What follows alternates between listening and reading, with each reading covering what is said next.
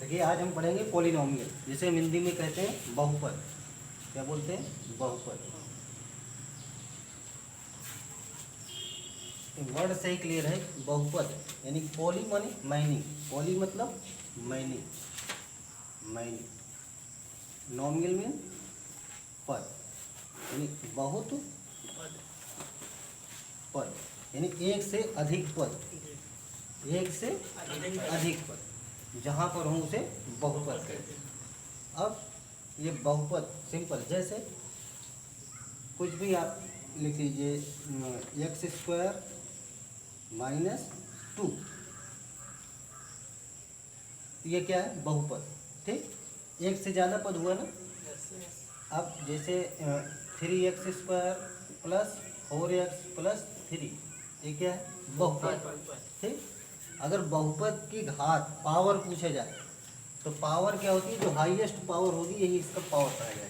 ठीक, जैसे पूछ लिया जाए इस बहुपद की घात कितनी है? 2। कितनी है? 2। ठीक, अब जैसे लिखा जाए 4x³ plus 3x² plus 2x+1, इसमें इसकी घात कितनी है इस बहुपद की? 3। गुड।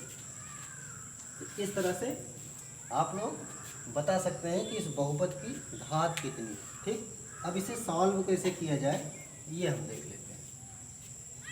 देखिए, जैसे कोई एक क्वेश्चन आप देख लीजिए, x² माइनस 2, इसमें आपको कह दिया जाए कि x की वैल्यू ज्ञात कीजिए। क्या? x की वैल्यू, x का मान ज्ञात करो।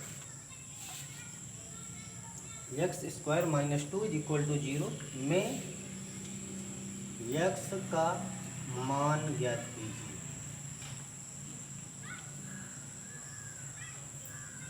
अब देखिए, सबसे पहले तो समझ लीजिए, जैसे x² मतलब जिस वेरिएबल की, ये x क्या है? यहाँ पे वेरिएबल चर है। x क्या है? चर। x क्या है?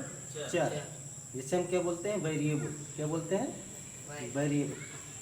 तो वेरिएबल का मतलब होता है इसकी वैल्यू x की कुछ भी हो सकती है। जैसे जितनी पावर होती है, जैसे x की पावर 2 है यहाँ पे, तो इसका मतलब x की 2 वैल्यू निकलेगी। कितनी वैल्यू आएगी? 2 वैल्यू आएगी। ठीक, अगर x माइनस 2 होता, x माइनस 2, तो यहाँ पे x की पावर क्या है? 1 है, तो इसका मतलब x की वैल्यू कितनी आएगी? 1, यानी कि x का एक मान आएगा। ठीक, x का एक मान होगा, सिर्फ एक मान। तो ये चीज़। अब जैसे इसको हम सॉल्व करते हैं, पहले पहला वाला सॉल्व करेंगे। x² minus 2 is equal to 0। अब इसे हम कैसे हल करेंगे? तो देखिए, x² minus 2 is equal to 0, तो x² इक्वल टू क्या होगा? माइनस 2 इधर जाएगा तो क्या हो जाएगा? प्लस हो जाए। तो x इक्वल टू क्या हो जाएगा? यानी कि √2। क्या हो जाएगा? √2। ये कैसा होगा? Plus minus √2। कैसे? हाँ, यानी कि x का एक वैल्यू क्या होगा? Plus, x equal two plus √2 and minus √2। इस तरह से इसका आंसर लिखा जाएगा। और एक क्वेश्चन आप दूसरा भी आप लिखे थे, जैसे x minus 2 is equal to 0, तो यहाँ पे x इक्वल टू क्या होगा? ये 2 इधर चला जाएगा, 2, यानी x की सिर्फ एक वैल्यू आएगी। क्या? 2। बट यहाँ पे x की कितनी वैल्यू आएगी? 2 वैल्यू।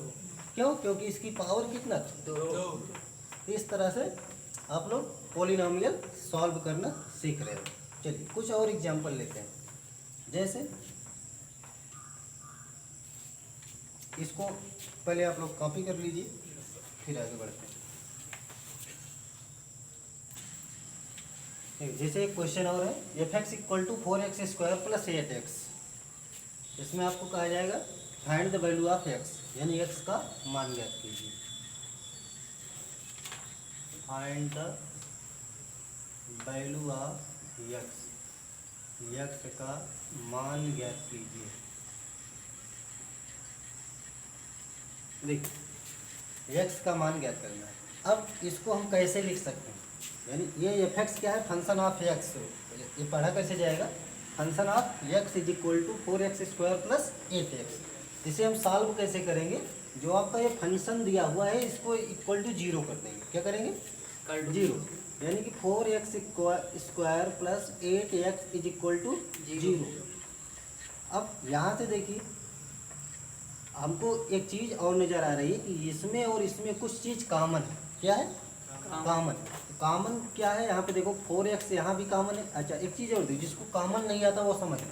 आप 4 को कैसे लिख सकते हो? 2 इंटू 2, एक्स स्क्वायर का मतलब x इंटू एक्स, प्लस 8 को आप क्या लिख सकते हैं? 2 इंटू 2 इंटू 2, 2 2 जा 4 2 जा 8 इंटू एक्स, ऐसे लिखा जा सकता है ना। देखिए 2 2 जा 4, यानी 4 को आपने इतना लिखा, यहाँ पे देखिए ये हो गया 4, ये एक्स स्क्वायर का मतलब हो गया x इंटू एक्स, ऐसे 8 का मतलब हो गया 2 इंटू 2 इंटू 2, और x यहाँ से यही चीज़ लिखा गया इज इक्वल टू 0। अब यहाँ पे देखो इन दोनों टर्म में क्या क्या चीज़ है जो दोनों जगह है। तो यहाँ पे देखिए 1 2 1 2, तो इसको आप लिखिए ऐसे 2, फिर देखो 1 और 1, फिर आप लिख दीजिए 2, फिर देखो क्या है यहाँ पे x है और यहाँ पे x है, तो यहाँ पे x। अब देखिए क्या चीज़ बचा है जो कॉमन नहीं है। तो यहाँ पे एक x, क्या है? एक x और एक 2 भी बचा है इधर, प्लस 2 इज इक्वल टू 0। अब इसी चीज़ को आप लिख सकते हैं 2 इंटू 2 यानी कि 4x ब्रैकेट में x प्लस 2। देखिए 2 इंटू 2, 2 इंटू 2, 2 2 जा 4, यानी 2 दूनी 4, 4x बराबर, और ब्रैकेट लगा दीजिए x plus 2 is equal to क्या लिखेंगे आप? 0। अब आप लिख सकते हैं, ये आपका एक तरह से समझ लीजिए फैक्टर हो चुका है। अब यहाँ से x की वैल्यू कैसे हम निकालेंगे? तो आपको लिखना क्या है कि यदि, क्या लिखोगे? इफ, हिंदी में लिख लीजिएगा यदि 4x बराबर 0, तो x बराबर 0/4 यानी कि 0। फिर आप लिखेंगे यदि, एक बार इसको 0 कर दो, एक बार इसको 0, तो x प्लस 2 इक्वल टू 0, तो x इक्वल टू क्या हो जाएगा? -2। तो x के 2 मान आ गए। x का पहला मान कितना है? 0, दूसरा मान क्या है? -2। तो इस तरह से आप इसका, यहाँ पे x की वैल्यू आपको मिल गई।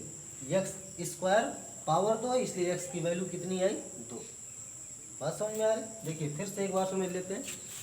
4x square plus 8x equal to 0 करेंगे, तो यहाँ 4 को आप कैसे लिख सकते हैं? 2 इंटू 2, एक्स स्क्वायर को लिख सकते हैं x इंटू एक्स, 8 को लिख सकते हैं 2 इंटू 2 इंटू 2, और x इक्वल टू 0। अब देखो क्या, अब देखना है कि हमें यहाँ इस पद में और इस पद में, 2 पद है ना, यस सर। इसमें कॉमन क्या क्या है? तो देखो 1 2 यहाँ है, यहाँ पर है, तो यहाँ भी है, मैं 1 2 यहाँ लिख लिया गया। 1 2 यहाँ है, 1 2 यहाँ है, यहाँ भी लिख लिया गया। एक x यहाँ है, एक x भी यहाँ है, तो यहाँ पे लिख लिया गया। अब बचा क्या? देखो एक x बचा प्लस और एक 2, x प्लस 2 इक्वल टू 0। तो 2 2 जा 4, इसको लिख सकते हैं आप 4x ब्रैकेट में x प्लस 2 इक्वल टू 0। अब आप यहाँ पे कंडीशन लिखोगे कि यदि 4x बराबर 0, तो x बराबर 0/4 यानी कि 0। फिर लिखो आप दूसरी कंडीशन, यदि x प्लस 2 इक्वल टू 0, तो x बराबर -2। इस तरह से आपको x के 2 मान ज्ञात हो गए। पहला मान x इक्वल टू 0, दूसरा मान x इक्वल टू -2। अब इसी x की जो 2 वैल्यू आई है, इसी को हम आगे चल के क्या बोलेंगे? एक का मान अल्फा, एक को बीटा, ऐसे लिखेंगे। तो यहाँ पे लिख सकते हैं कि अल्फा इक्वल टू क्या है? 0, बीटा इक्वल टू -2। अगर आप चाहो तो इसका आंसर ऐसे भी लिख सकते हो। ठीक, कॉपी कर लीजिए। Thanks for watching.